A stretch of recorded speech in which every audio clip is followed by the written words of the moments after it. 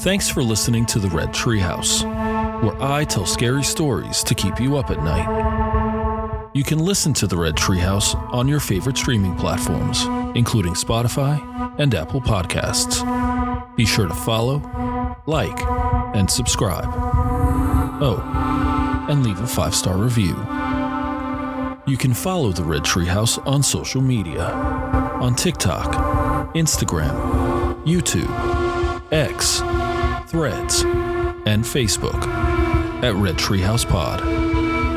And now you can find the Red Treehouse on Patreon. Join the Red Treehouse community for as little as $3 per month and receive exclusive member benefits, including personal shoutouts, early access to episodes, bonus episodes, and more. Simply go to patreon.com/Red Treehouse. And if you have a scary story or topic you'd like me to feature on an upcoming episode, email redtreehousepod@gmail.com. Important note: sources for this episode can be found in the show notes. The Red Treehouse is dedicated to my dad. I love you, Pop. Recently, our family celebrated a year filled with birthday milestones at Disney World in Orlando, Florida. For 4 days, we enjoyed all that Disney had to offer in each of the parks. Some were new thrill rides like Avatar and Guardians of the Galaxy. Some were familiar favorites like Space Mountain, Expedition Everest, and my personal favorite, the Twilight Zone Tower of Terror. Of course, whenever I travel anywhere, one of my first thoughts is, I wonder if this place is haunted. Having been around for over 50 years, and having seen tens of millions of guests in that time, I had little doubt I could find something. There were the usual Reddit stories of strange, spooky, paranormal experiences, and a few articles dedicated to a one-off story here or there. One such article mentioned the ghost of Walt Disney himself, who is believed to haunt certain areas of Disneyland Park. The story goes that at certain times you can smell his cigarette smoke lingering in the air. Another article mentioned a ghost who shows up on Space Mountain and sits next to a single rider. For my part, I rode Space Mountain by myself at least 3 times, and sadly, no ghost showed up. At some point, I started thinking, I wonder if Disney ever built a theme park or attraction only to abandon it later. There were a few odd stories here and there, but eventually, I found a well-known story about an attraction abandoned midway through the build. In this episode of the Red Treehouse, we're going to explore a famous creepypasta abandoned by Disney. What kinds of horrors lie just beneath the surface of the most magical place on Earth? I'll share the story. You decide for yourself. I'm your host, Will. Welcome to the Red Treehouse.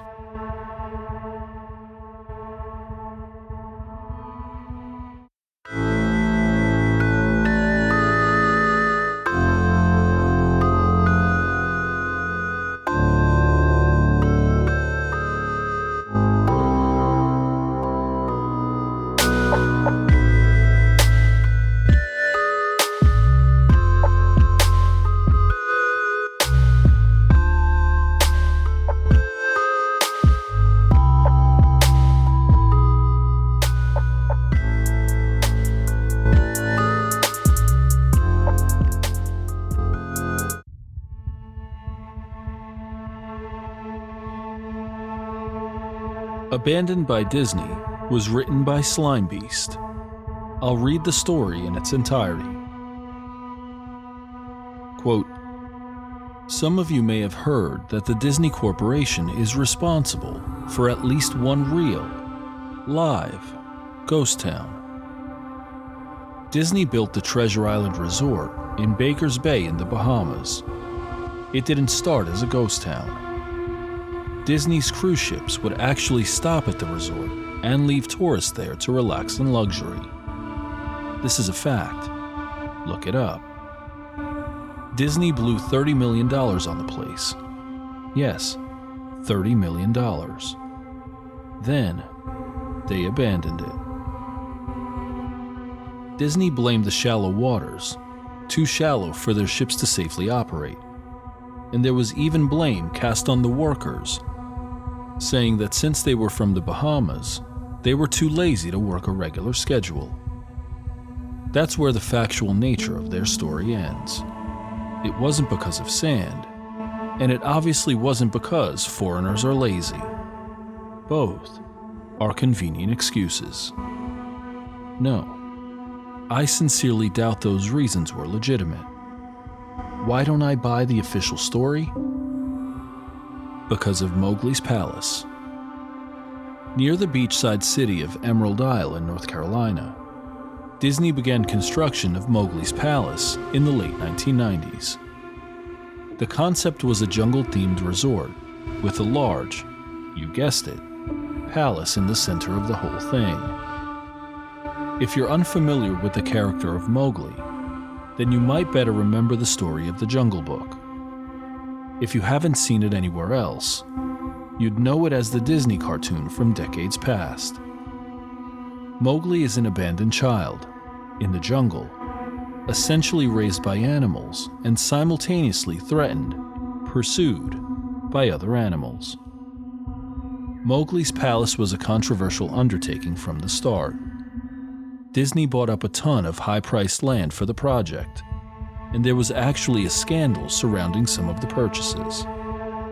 The local government claimed eminent domain on people's homes, then turned around and sold the properties to Disney. At one point, a home that had just been constructed was immediately condemned with little to no explanation. The land grabbed by the government was supposedly for some fictional highway project. Knowing full well what was going on, people started calling it Mickey Mouse Highway. Then, there was the concept art.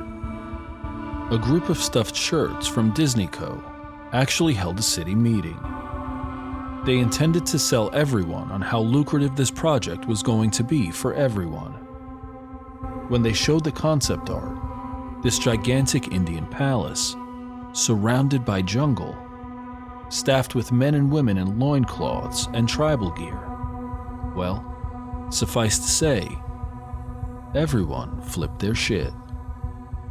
We're talking about a large Indian palace, jungle, and loincloths not only in the center of a relatively wealthy area, but also a somewhat xenophobic area of the southern USA. It was a questionable mix at that point in history. One member of the crowd tried to storm the stage, but he was quickly subdued by security after he managed to break one of the presentation boards over his knee. Disney took that community and essentially broke it over its knee as well. The houses were razed, the land was cleared, and there wasn't a damn thing anyone could do or say about it. Local TV and newspapers were against the resort at the beginning, but some insane connection between Disney's media holdings and the local venues came into play, and their opinions turned on a dime. So anyway, Treasure Island, the Bahamas. Disney sunk those millions in, and then split. The same thing happened with Mowgli's Palace. Construction was complete. Visitors actually stayed at the resort. The surrounding communities were flooded with traffic and the usual annoyances associated with an influx of lost and irate tourists. Then, it all just stopped. Disney shut it down, and nobody knew what the hell to think. But they were pretty happy about it. Disney's loss was pretty hilarious. and wonderful to a large group of folks who didn't want this in the first place. I honestly didn't give the place another thought since hearing it closed over a decade ago. I live maybe 4 hours from Emerald Isle, so really I only heard the rumblings and didn't experience any of it firsthand. Then I read this article from someone who had explored the Treasure Island Resort and posted a whole blog about all the crazy shit he found there. Stuff just left behind. Things smashed, defaced, probably ruined by the disgruntled former employees who had lost their jobs. Hell, the locals from all around probably had a hand in wrecking that place. People there felt just as angry about Treasure Island as folks did here about Mowgli's Palace. Plus, there were rumors that Disney had released their aquarium stock into the local waters when they closed, including sharks. Who wouldn't want to take a few swings at some merchandise after that? Well, what I'm getting at is that this blog about Treasure Island got me thinking. Even though many years had passed since its closing, I figured it might be cool to do some urban exploration at Mowgli's Palace, take some photos, write about my experience, and probably see if there was anything I could take home as a memento. I'm not going to say I wasted no time in getting there, because honestly, it took me another year after I first found that Treasure Island article to get around to going up to Emerald Isle. Over the course of that year, I did a lot of research on the Palace Resort. Or rather, I tried to. Naturally, no official Disney site or resource made any mention of the place. That had been scrubbed clean. Even odder, however, was that nobody before myself had apparently thought to blog about the place, or even post a photo. None of the local TV or newspaper sites had one word about the place, though that was to be expected since they all had swung Disney's way. They wouldn't be out there lauding their embarrassment, you know? Recently, I learned that corporations can actually ask Google, for example, to remove links from search results, basically for no good reason. Looking back, it's probably not that nobody spoke of the resort, but rather, their words were made inaccessible. So in the end, I could barely find the place. All I had to go on was an old-as-hell map I'd received in the mail back in the 90s. It was a promotional item sent out to people who had recently been to Disney World. And I guess since I had been there in the late 80s, that was recent. I really didn't intend to hang on to it. It just got shoved in with my books and comics from my childhood. I'd only remembered it months into my research. And even then, it took me another few weeks to locate the storage bin my parents had shoved it all into. But I did find it. Locals were no help, as most were transplants who had moved to the beach in recent years, or old residents who just sneered at me and made rude gestures the second I managed to say, "Where would I find Mowgli's?" The drive took me through an inordinately long corridor of overgrowth, tropical plants that had run rampant and overpopulated the area mixed with the native species of flora that actually belonged there and had tried to reclaim the land. I was in awe when I reached the front gates of the resort. Tremendous, monolithic wooden gates whose supports to either side looked like they must have been cut from giant sequoias. The gate itself had been gouged in several places by woodpeckers and eaten away at the base by burrowing insects. Hanging on the gate was a sheet of metal, some random scrap, with hand-painted letters scrawled in black, "Abandoned by Disney." Clearly the handiwork of some past local, or an employee who wanted to make some small protest. The gates were open enough to walk through, but not drive. So grabbing my digital camera and the map, whose flip side showed a layout of the resort, I set off on foot.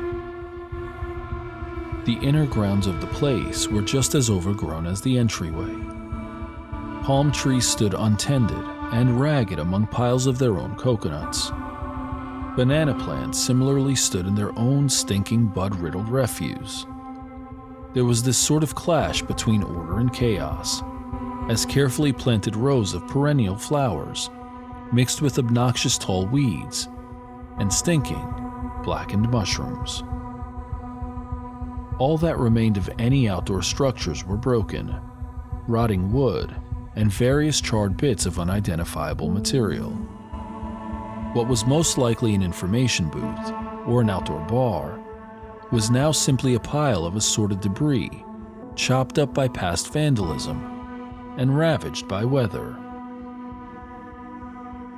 The most interesting thing on the grounds was a statue of Baloo, the friendly bear from the Jungle Book, which stood in a sort of courtyard in front of the main building.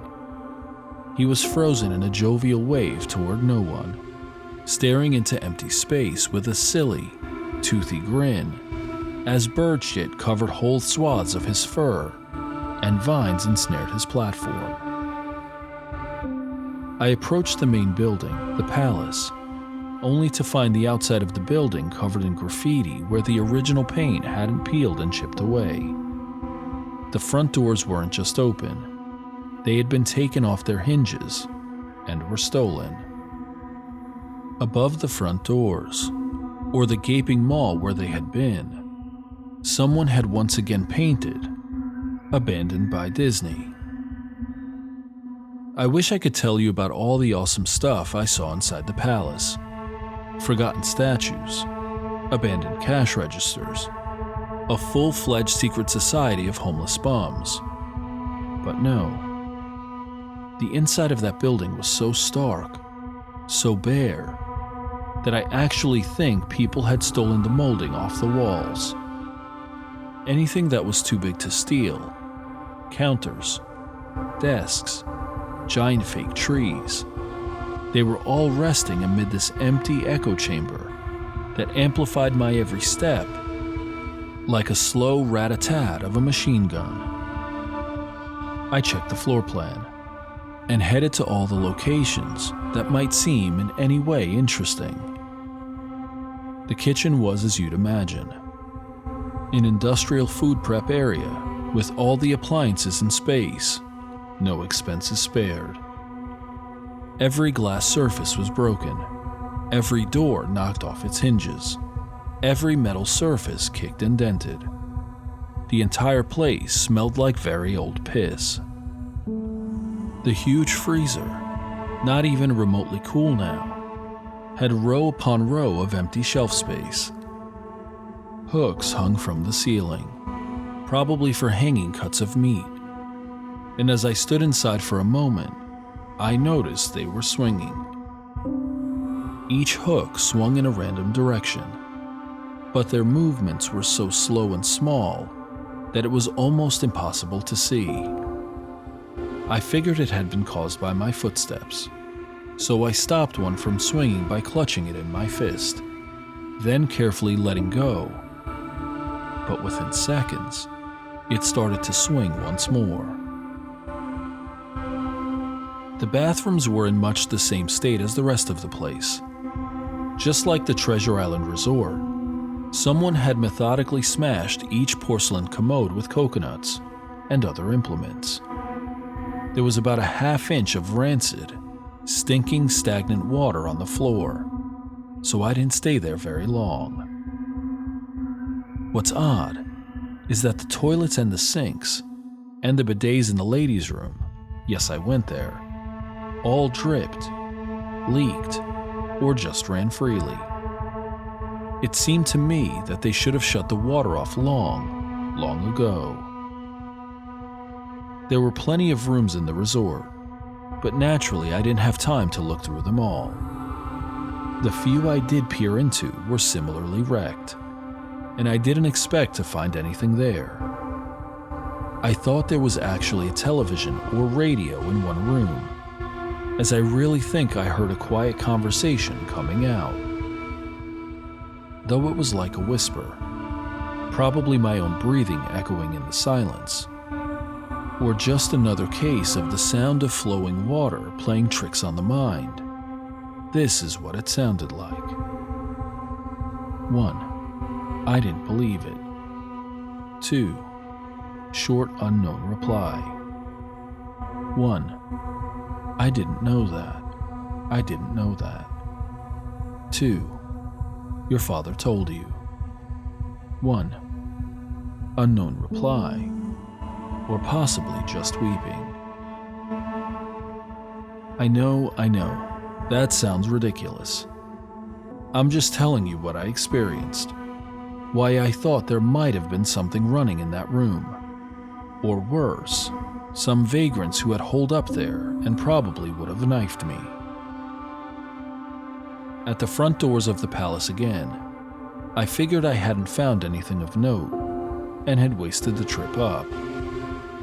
As I looked out the door, I noticed something interesting in the courtyard that I had apparently missed.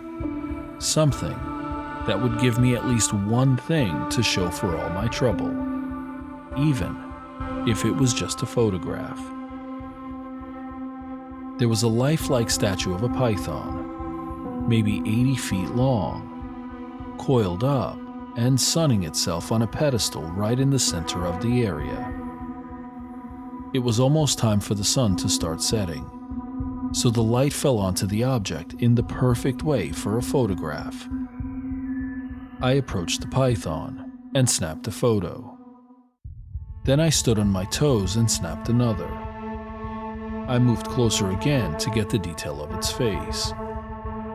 Slowly, casually, the python lifted its head, looked directly into my eyes, turned, and slithered off the pedestal, across the grass, and into the trees.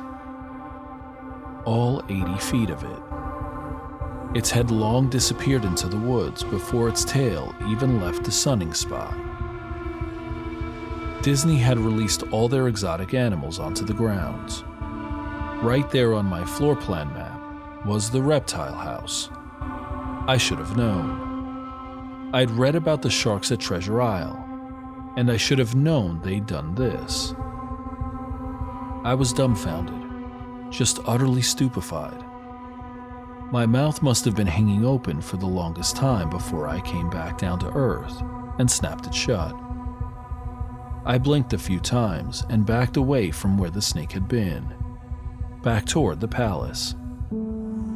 Even though it was totally gone, I still wasn't taking any chances and backed my way into the building. It took a few deep breaths and slaps to my own face to get myself right in the head again after that. I looked for a place to sit down, as my legs were feeling a bit like jelly at this point. Of course, there was no place to sit down, unless I wanted to recline in the broken glass and dead leaf carpet, or haul myself up onto a desk of questionable reliability. I had seen some stairs near the palace's lobby, and decided to go have a seat there until I felt better. The staircase was far enough away from the front of the building to be relatively clean, save for a startling accumulation of dust. I pulled a wedge of metal off the wall, once again painted with the abandoned by Disney motto I'd become accustomed to. I placed the wedge on the stairs and sat on it to keep at least somewhat clean. The stairway led downward, below ground level. Using my camera flash as a sort of improvised flashlight, I could see that the staircase ended in a metal mesh door with a padlock. A sign on the door, a real sign, read mascots only, thank you. This perked up my spirits a little bit, for two reasons. One, a mascots only area would have definitely had some interesting stuff back in the day. 2. The padlock was still in place. Nobody had gone down there. not the vandals, not the looters, nobody. This was the one place I could actually explore and perhaps find something interesting to photograph or wantonly steal. I had come to the palace essentially agreeing with myself that it was okay to take anything I wanted, because hey, abandoned. It didn't take much to bust the lock. Well, actually, that's wrong. It didn't take much to bust the metal plate on the wall that the padlock was hooked to. Time and decay had done most of the work for me, and I was able to bend the metal plate enough to pull the screws out of the wall. Something nobody else had apparently thought of, or hadn't been able to do at the time. The mascot's only area was a startling and very welcome change from the rest of the building I'd seen. For one, every second or third fluorescent light overhead was illuminated, even though they flickered and faded randomly. Also, nothing had been stolen or broken, even if age and exposure were definitely taking their toll. Tables had notepads and pens. There were clocks, even a punch-in clock on the wall complete with filled-out time cards. Chains were scattered around, and there was even a small break room with an old static-filled television and long rotted-out food and drink on the counters. It was like one of those post-apocalypse movies, where everything is left in the state of evacuation. As I walked the maze-like sub-basement hallways of the mascot's only area, the sights just became more and more interesting. As I went further, desks and tables were knocked over, paper scattered and almost melded with the damp floor, and a large carpet of mold was slowly overtaking the real, rotting, crimson floor covering. Everything was just sort of squishy. Anything wood disintegrated into mush when I applied even the least amount of force, and clothing items hanging on hooks in one of the rooms simply fell to moist threads if I tried to unhook them. One thing that annoyed me was that the light was becoming more sparse and unreliable as I went further into the dank, suffocating depths of this place. Eventually, I reached a black and yellow striped door with the words, "Character Prep 1," stenciled on it. The door wouldn't open at first. I figured this was probably where the costumes were kept, and I definitely wanted a photograph of that twisted, stinking mess. Try as I might, whatever angle or trick I tried, the door wouldn't budge. That is, until I gave up and started to walk away. That was when there was a slight popping sound, and the door creaked open slowly. Inside the room was completely dark, pitch black. I used the camera flash to look for a light switch in the wall by the door, but there was nothing. As I made my search, I was jarred out of my sense of excitement by a loud electrical buzz. Rows of lights overhead suddenly flashed to life, flickering and fading in and out like the rest I had just passed. It took a second for my eyes to adjust, and it seemed like the light was going to keep getting brighter until all the bulbs exploded. But just when I thought it would reach that critical stage, the lights dimmed a bit and steadied. The room was exactly as I had pictured it. Various Disney costumes hung on the walls, fully put together like strange cartoon cadavers hung from invisible nooses. There was an entire rack of loincloths and native clothes on hangers towards the back. What I found odd, and what I wanted to photograph right away, was a Mickey Mouse costume at the center of the room. Unlike the other costumes, it was lying on its back in the center of the floor like a murder victim. The fur on the costume was rotten and shedding, creating bare patches. What was even odder, however, was the coloring of the costume. It was like a photo negative of the actual Mickey Mouse. black where he should be white, and white where he should be black. His normally red overalls were light blue. The sight was off-putting enough that I actually put off photographing the thing until last. I took a picture of the costumes hanging on the walls, upward angles, downward angles, side shots to show an entire row of frozen, putrid cartoon faces, some with plastic eyes missing.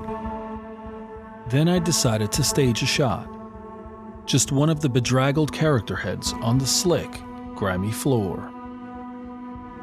I reached for the headpiece of a Donald Duck costume and carefully removed it so the thing wouldn't fall apart in my hands. As I looked into the face of the wide-eyed, moldering head, a loud clattering sound made me jump with fright. I looked down at my feet, and there between my shoes was a human skull. It had fallen out of the mascot head and shattered into pieces at my feet. Only the empty face and lower jaw remained, staring up at me. I dropped the duck head immediately, as you'd expect, and moved for the door. As I stood in the doorway, I looked back to the skull on the floor. I had to take a picture of it, you know? I had to, for any number of reasons that may seem silly, but only if you don't think it through. I'd need proof of what happened, especially if Disney was going to somehow make this go away. I had no doubt in my mind, right from the start, that even if it was just gross negligence, Disney was responsible for this. That's when Mickey, that photo negative opposite Mickey in the middle of the floor, started to get up. First sitting up, then climbing to its feet.